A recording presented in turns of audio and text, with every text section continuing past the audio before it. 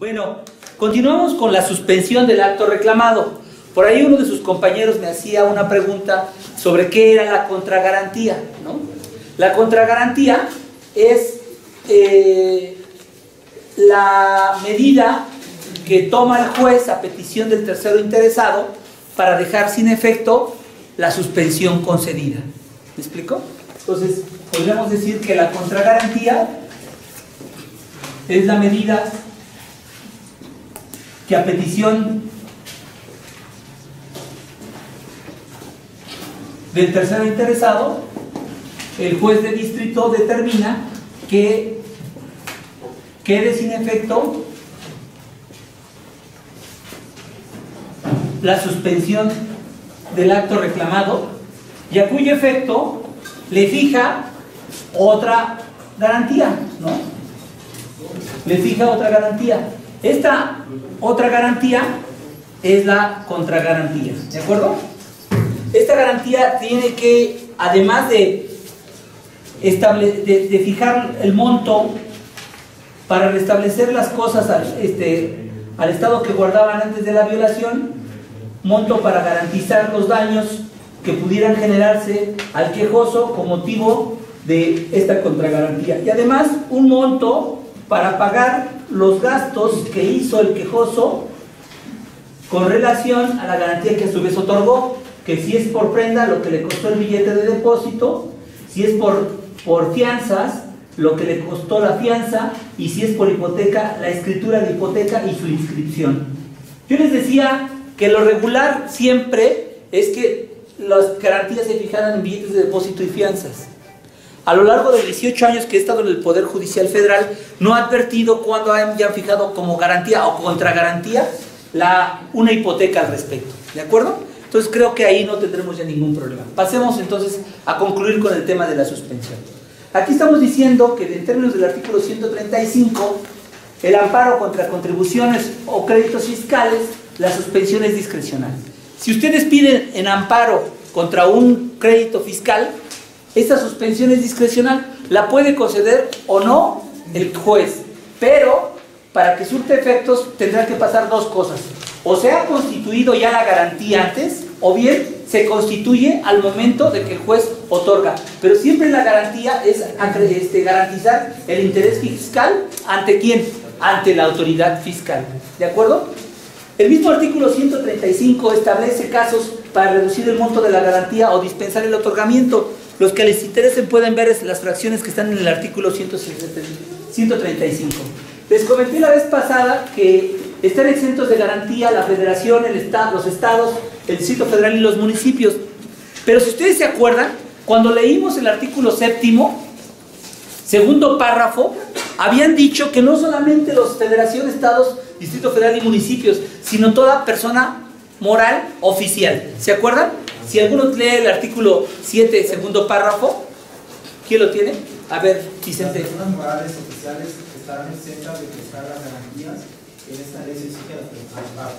Entonces, me parece que ya con el 7º era suficiente, sin embargo, lo quisieron insertar aquí para que quedara claro, pero me parece que quedó corto. ¿Por qué quedó corto? Porque el artículo 7º, segundo párrafo, incluye más, no solamente Federación, Estados, Distrito Federal y municipios, sino toda persona moral oficial. Entonces, basta con que una persona moral oficial pida el amparo para que esté exento de la garantía y sí le concedan la suspensión. Ahora, el problema es cuándo surte efectos la suspensión. La ley contempla que la suspensión surte efectos en el momento en que se pronuncia la suspensión. No importa que se haya interpuesto el recurso, ¿no? Al momento de que alguien interpone el recurso contra la suspensión, no por eso deja de surtir efectos la suspensión. La suspensión continúa surtiendo todos sus efectos. ¿Sí me explico?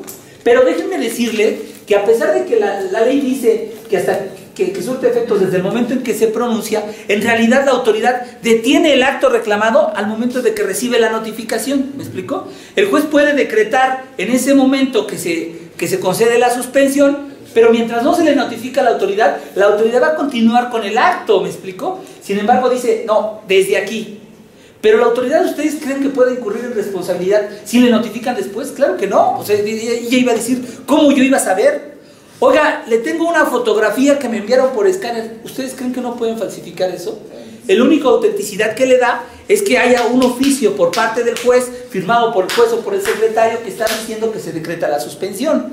Entonces, aun cuando la ley dice que la suspensión surte efectos desde que se pronuncie, en realidad las autoridades responsables finalmente incurren en responsabilidad cuando, notificándole que ya se le ha concedido la suspensión, no hace nada. Déjenme decirles que esto se los voy a pasar al igual en unas copias por si quieren después al final. Ahora, ¿qué pasa cuando el quejoso no otorga la garantía? La ley le dice, tienes 5 días para otorgar la garantía que te fijó el juez. Si tú no otorgas esa garantía en 5 días, puede ser de oficio o de petición de parte, se le notifica a la autoridad responsable que podrá ejecutar el acto reclamado. Y mientras no se ejecute, el quejoso podrá exhibir garantía y vuelva a surtir sus efectos. Déjenme decirle que esto ya está previsto en la ley, antes no sucedía así. O sea, se le daba un término para que exhibiera la garantía y entonces el quejoso a veces no lo exhibía. ¿Por qué no lo exhibía a veces? Pues porque no tiene dinero o porque se hacía pato, porque omitía exhibir la garantía, ¿me explico? Y entonces, ¿qué hacía el tercero? Promovía y decía, oye, no ha cumplido con la garantía, que deje es más, revoca la suspensión. Lo que decían los quejosos es que se revocara la suspensión. Y nosotros le contestábamos, no puedo revocar la suspensión. Lo que deja de surtir es la suspensión. ¿Me explico? Pero no es obstáculo lo anterior para que él pueda exhibir después la garantía. ¿Me explico? Pero ahora ya está recogido por la propia ley. El quejoso tiene 5 días para exhibir la garantía. No exhibe la garantía de oficio o a petición de parte, el juez dice, ¿saben qué? Se le notifica a las autoridades que podrán ejecutar el acto reclamado, pero el quejoso puede, mientras no se ejecute el acto reclamado, exhibir la garantía y vuelva a surtir efectos la suspensión. Al declararse la suspensión, dice, habíamos analizado desde el día de ayer que el artículo 107 constitucional dice que deberíamos de hacer una ponderación de la apariencia del buen derecho y el interés social. Y aquí nuevamente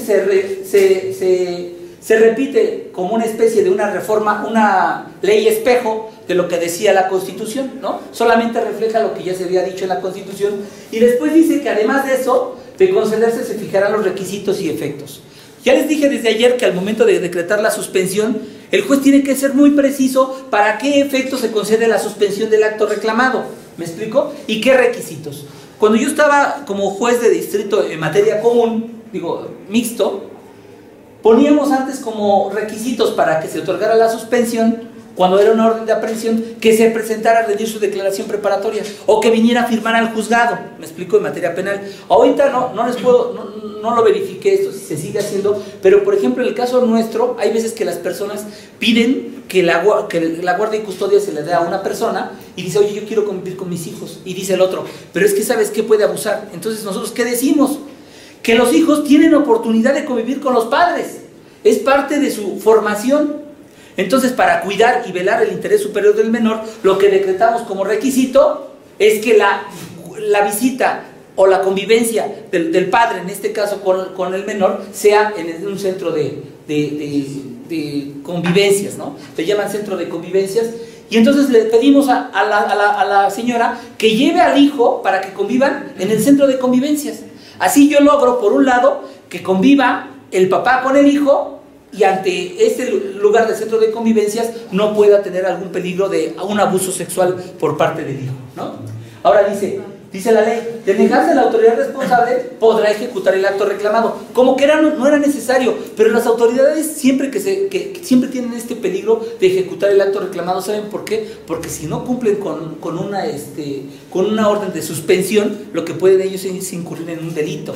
O sea, no en un problema, sino en un delito. Entonces, por eso siempre son muy cautelosos. Y aquí claramente la ley les dice, ¿sabes qué? Si se negó la suspensión, tú puedes ejecutar el acto reclamado. Y entonces, al momento de hacer esto, tiene que señalar día y hora para la audiencia incidental, que es de 5 días, y solicitar el informe previo que deberá rendir la autoridad en 48 horas. Antes era 24 horas, ahora son 48. ¿Y qué es lo que se le envía? Pues bueno, la demanda y los anexos. Ahora, si hay peligro de que se ejecute, ordenen que las cosas se mantengan en el estado que guardan, pero tomará las medidas siguientes.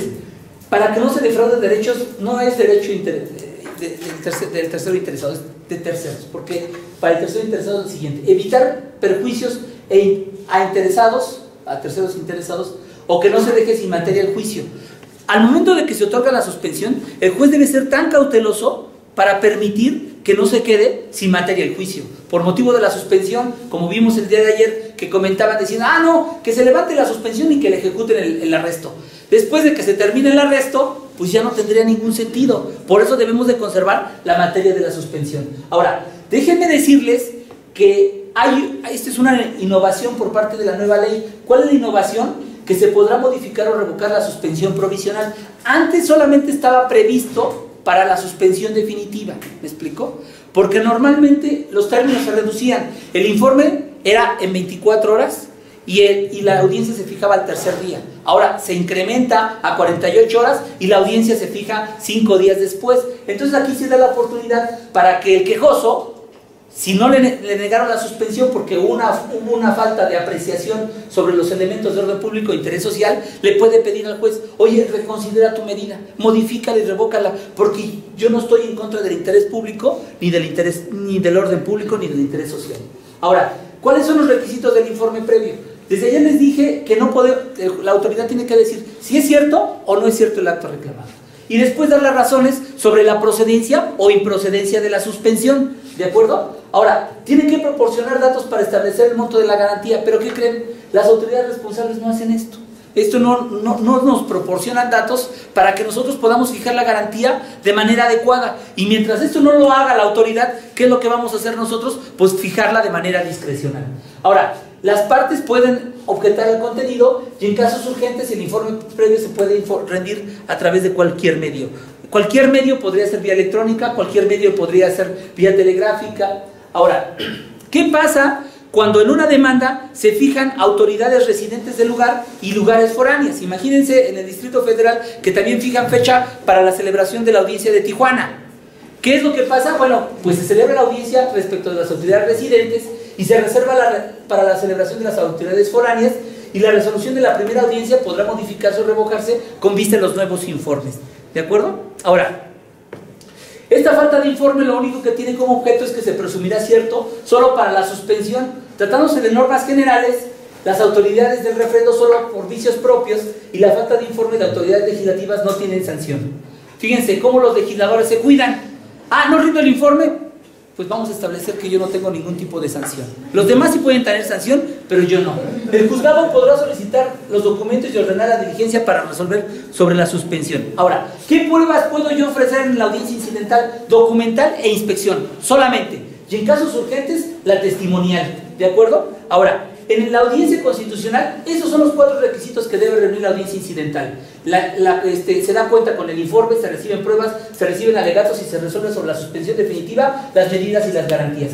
Déjenme decirles que cuando yo digo que se reciben pruebas, lo que hago es una apertura de un periodo probatorio que se abre y se cierra. Se abre para recibir las pruebas y se cierra cuando no hay más pruebas que recibir. Lo mismo en alegatos. Se abre para alegatos y se cierra al momento de que no hay alegatos que recibir. Y se resuelve sobre la suspensión. Ahora, ¿cuándo se queda sin materia la suspensión? Cuando se promovió un juicio de amparo anterior por el mismo quejoso, por el mismo acto y por las mismas autoridades. Ahora, la resolución de suspensión definitiva es la fijación clara del acto reclamado, la valoración de las pruebas, la consideración para conceder la suspensión y los puntos resolutivos. La ley exige que se expresen los actos reclamados y los efectos. Lo que hacemos es hacer unos considerandos, pero decimos que según los actos reclamados y los efectos. ¿A qué hora son? 7:36. Bueno, ¿qué hacemos? ¿Cuántos me faltan? Bueno, los efectos de la suspensión es fijar la suspensión. ¿No? Bueno, entonces, si me permiten, yo quiero terminar suspensión para que no tengamos... Bueno. ¿Y qué? Bueno, entonces regresamos al tema porque ya... ¿Cómo se hace la resolución de una suspensión definitiva? Son 4 puntos que establece la ley. La fijación clara del acto reclamado, la valoración de las pruebas admitidas y desahogadas y las consideraciones para conceder o negar la suspensión y los puntos resolutivos. Eso es lo que dice la ley.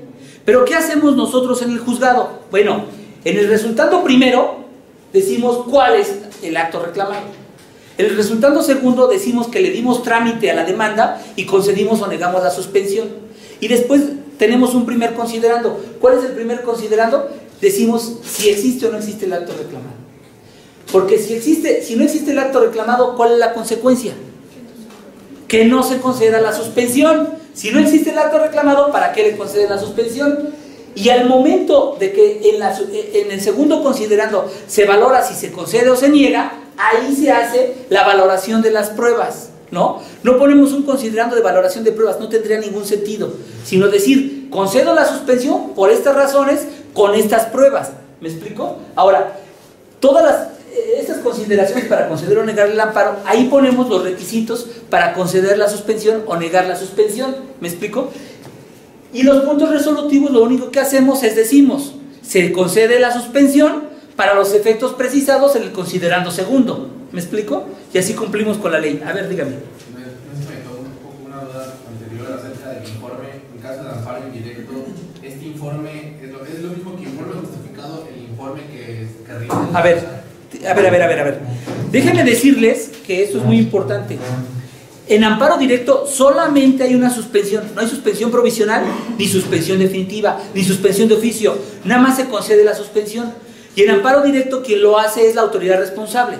Basta que al momento de presentar la demanda de amparo directo y pida la suspensión para que la autoridad en ese momento tenga por presentada la demanda y decrete la suspensión. Y él pone las condiciones, la propia autoridad. En cambio, en el amparo indirecto, sí hay suspensión de oficio y suspensión a petición de parte. Cuando es suspensión a petición de parte, es de tramitación incidental, y en la tramitación incidental es cuando se requiere el informe a la autoridad. Y es el informe previo. Por eso, al momento de que se admite la demanda, cuando se trata de una suspensión de oficio, en ese mismo auto de admisión se decreta la medida de suspensión de oficio. Cuando se trata de una suspensión a petición de parte, se dice que se forme por separado y por duplicado el incidente de suspensión. Tratándose de amparo indirecto, el amparo principal tiene una carátula verde. La suspensión a petición de parte tiene una carátula rosa y son 2 cuadernos los que se forman. ¿Por qué 2 cuadernos los que se forman? Porque cuando impugnan una resolución de suspensión definitiva, se manda el original del cuaderno de incidental y se queda con el duplicado para seguir actuando. ¿Me explico? Entonces, cuando uno tiene su suspensión a petición de parte, entonces hay un auto en el cuaderno principal, o sea en el color verde, en donde dice que se admite la demanda con todos los demás requisitos y nada más se dice que se forme el expediente, y en el otro expediente, que es el color rosa, se pone aquí, se pide el informe previo, pero aquí en el cuaderno principal se pide el informe justificado. Y la autoridad tiene la obligación de rendir el informe justificado aquí en el cuaderno principal y a su vez el informe previo aquí. Aquí se le dan 48 horas, ¿me explico? Antes se le daban 5 horas para pedir 5 días para pedir el informe, ahora se le dan 10 días. ¿Me explico? Entonces lo que hace la autoridad es rendir. Cuando yo soy autoridad, cuando estoy actuando como proceso, lo que hago es, al mismo tiempo que rindo el informe previo, rindo el informe justificado. ¿Me explico? Pero hay autoridades que no, simplemente a veces rinden el informe previo y se esperan, como todos los mexicanos, hasta el último día, del 10º día, para rendir el informe. Déjenme decirles que yo no encontraba una razón para incrementarle el tiempo de rendición del informe previo. Entonces, creo que ya esto, ¿sí quedó claro? ¿O alguna duda?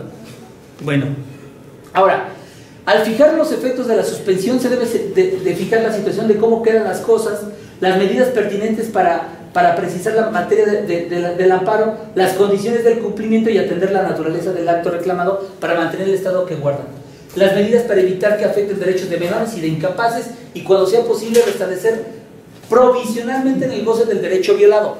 Esto es lo que yo les decía tratándose de las clausuras. ¿Me explico?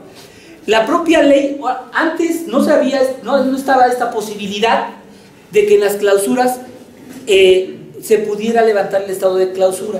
Fue a través de interpretación de considerar que hay actos de tracto sucesivo, como las clausuras, para que se pudiera llegar a una jurisprudencia diciendo que tratándose de actos de tracto sucesivo, podría levantarse la suspensión, y esto no es darle efectos restitutorios, porque no se trataba de actos consumados, porque se seguían consumando en el tiempo. ¿Me explico? Ahora la propia ley establece esta facultad del juez de restablecer provisionalmente en el goce del derecho violado, y con base en esto podríamos el juez levantar una clausura. ¿De acuerdo? Ahora, ¿qué pasa cuando se reclaman normas generales? Bueno, si es una ley autoaplicativa, ustedes saben que no hay un ACA, no hay un acto concreto de aplicación, y la suspensión es para impedir los efectos y consecuencias en la esfera jurídica del quejoso. Cuando se trata del primer acto concreto de aplicación, además de esto, es para tratar de evitar e impedir los efectos y consecuencias del acto concreto de aplicación. Ahora, al concederse la suspensión, no impedir la continuación del procedimiento, a menos que deje, aquí está mal, que deje consumado el daño al quejoso. O sea, lo que tratamos de hacer es que al momento de que se decreta la suspensión, no entorpecer el procedimiento, a menos que, como dice aquí, quede consumado el daño al quejoso. ¿Se acuerdan de lo que les dije de la competencia? O sea, yo decía que se concedía la suspensión para efectos de que continuara el procedimiento, pero que no se dictara sentencia. ¿Por qué? Porque ya estoy guardando los efectos de la materia del amparo. ¿De acuerdo? Ahora, tratándose del remate, ya les comenté que lo que se ordena es que no se haga escriture ni se entrega los bienes al adjudicatario, y tratándose de bienes muebles es impedir la entrega. En materia laboral siempre se tiene cuidado de dejar una especie de cantidad suficiente para evitar el peligro de la subsistencia del obrero. Y si se niega la suspensión definitiva, deja expedita la facultad a la autoridad responsable para la ejecución del acto reclamado. Si ustedes advierten, esto lo ha repetido como 2 veces, como que quieren estar seguros de que la autoridad entienda esto, porque déjenme decirles que hay veces que los jueces se espantan, jueces del fuero común, cuando interponen la demanda de amparo, y además de no piden la suspensión, o si la piden se niegan y le dicen, señor ejecute, no puede ejecutar. ¿Por qué? Porque hay un amparo, pero no se le negó la suspensión, no puede ejecutar. Por eso es que la nueva ley de amparo establece en 2 artículos que se debe de ejecutar cuando se niega la suspensión. Dice, aunque se interponga el recurso de revisión, pero si se concede por recurso, si se concede la suspensión a través del recurso, se retrotrae sus efectos a la fecha del auto o de la interlocutoria. ¿De acuerdo? Ahora, hemos dicho que la modificación a la suspensión provisional también puede haber modificación a la suspensión definitiva. Puede ser de oficio o a petición de parte, siempre y cuando haya un hecho superveniente y no se pronuncie sentencia ejecutoria. Ahora, si se interpone el recurso, se remitirá el cuaderno original al tribunal colegiado, que es lo que les dije, y se actuará en el duplicado. ¿Qué pasa si después de que se termine el juicio se le concede al quejoso el amparo? Se le devuelve la garantía al quejoso, porque era para garantizar los daños y perjuicios si no obtuviera sentencia favorable. Pero si, por ejemplo, si se sobresee o se niega, ¿qué creen que pasa? Esa garantía se tiene que promover un incidente para hacer efectiva la responsabilidad por los daños y perjuicios. ¿Y qué pasaría si se sobresee, se niega y también se ampara? Se sobresee por unos actos, se niega por otros y se concede por otros. No se puede devolver. ¿Por qué no? Se puede haber causado daños y perjuicios. Pero al final de cuentas tuvo un amparo. Habría que ver sobre qué pasa sobre el amparo, porque entonces no. Cuando la sentencia tiene estas características de que se sobresee, se niega y se ampara, la sentencia le resultó favorable. En parte, pero le resultó favorable. Por lo tanto, podría él pedir la devolución de la garantía. ¿Sí me explico? Ahora, dice que dentro de los 6 meses en que surta efectos la notificación, podrá pedir la devolución, pero ¿qué pasa? A ver, primer supuesto. La sentencia concede el amparo. ¿Qué tiene que hacer? Devolver garantía. Segundo supuesto, la sentencia niega el amparo. ¿Qué puede hacer? Se va a devolver la garantía hasta que pasen los 6 meses. ¿Me explico? ¿Por qué? Porque el tercero interesado no hizo el incidente para hacer efectivas las responsabilidades por la suspensión. ¿Sí me explico? Entonces, ¿qué quiere decir con esto? Que el tercero interesado debería inmediatamente que se se tiene la resolución que pone fin al juicio de amparo. ¿Cuáles podrían ser la sentencia cuál es la resolución que pone fin al juicio en el juicio de amparo? No, el auto que declara que causó ejecutoria, o bien el auto que tiene por recibido el recurso de revisión. ¿Sí me explico? A partir de esta fecha, de estos autos, el auto que causa ejecutoria, o bien del auto que recibe el recurso de revisión, hasta ese momento corren los 6 meses y el tercero interesado tendrá facultad de pedir esa responsabilidad. Si no lo hace, si no se presenta reclamación, se da vista a las partes y se procede a su devolución. Déjenme decirles que esta es una innovación por parte de la ley, de darle vista a las partes. Pero si ya le fue desfavorable la sentencia, pasaron los 6 meses, ¿qué objeto tiene darle vista? ¿Me explico? Me parece que esto es previa vista, me parece que es un requisito que está de más en la nueva ley y no tiene ningún sentido. ¿De acuerdo? Bueno, lo malo es que si no se lo dan, se los pueden echar abajo, ¿no? Si no le dan la vista. No se ha presentado el caso, pero me parece que el colegiado diría, ¿en qué te dejó en estado de indefensión? ¿Sí me explico? O sea, el recurrente tendría que acreditar que esa falta de vista fuera importante para demostrar X o Y circunstancia. ¿Me explico? No es tan fácil. Ahora, para la ejecución y cumplimiento del auto de suspensión se aplicarán medidas disciplinarias y de apremio, así como responsabilidades y sanciones de delitos. Y en caso de incumplimiento, el juzgado podrá cumplir la suspensión para medidas de cumplimiento. Con esto, terminamos suspensión. ¿De acuerdo? Ahora.